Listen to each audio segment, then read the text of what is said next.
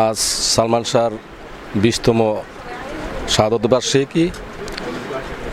আমাদের এখানে মিলাদ মাহফিল হয়েছে এবং এফডিসিতে সারা বাংলাদেশে অনেকখানি জায়গায় আজকের মিলাদ মাহফিল হয়েছে। সালমান শাহ 1971 সালে 19 সেপ্টেম্বর সিলেটের ভূমিষ্ঠ হয়েছিলেন একজন সম্ভ্রান্ত পরিবারে।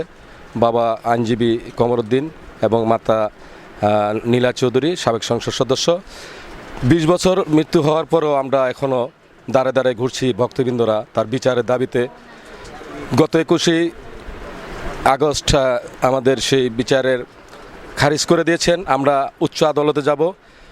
1993 সালে কিয়ামত থেকে কিয়ামত ছবির মৌসুমী সালমান শাহর প্রথম ছবিতে আবির্ভাব ঘটে সোহানুর রহমান সোহানের ছবিতে।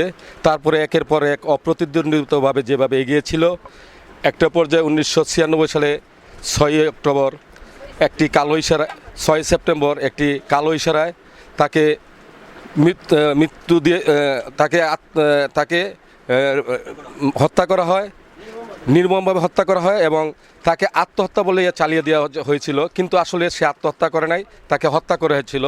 এবং তার এই সহধর্মিণী সেই সামিরা এবং ডন সহ বড় একটি কালো ছায়া এবং কালো হাত, যার অনেকেই নাম বলতে অস্বীকৃতি জানায় এবং ভয় পায়, সেই সামিরা এবং ডন সহ জড়িত। তা আমরা মনে করি বাংলাদেশে বর্তমান প্রধানমন্ত্রী উনি আসলে সুন্দরভাবে দেশ পরিচালনা করেন এবং আইনটা খুব সুন্দরভাবেই চালাচ্ছেন। আমি মনে করি 1971 সালে যারা রাজাকার আলবদল ছিল, 45 বছর পরে হলো তাদের বিচার হচ্ছে, এবং বঙ্গবন্ধুর হত্যার বিচার হচ্ছে 43 বছর পরে।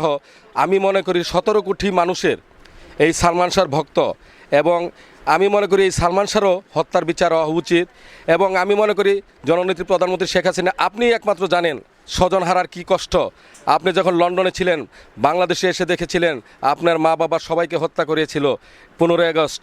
আমি মনে করি যদি আপনি সেই স্মৃতিটা মনে করেন, আমি অবশ্যই আপনি কীরকম লাগে আমি মনে করি সালমান শাহর মা নীলা চৌধুরী ঠিক তেমনই লাগতেছে।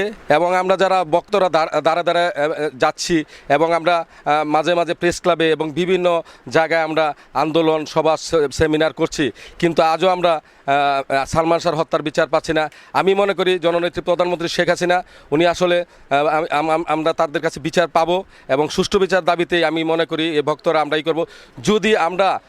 যদি তার বিচার না পাই, আমরা সারা দেশে আমরা হরতাল আন্দোলন চালিয়ে যাব। আমি মনে করি উনি আমাদের এই কথাটা জানবেন, শুনবেন এই মিডিয়ার মাধ্যমে। ধন্যবাদ।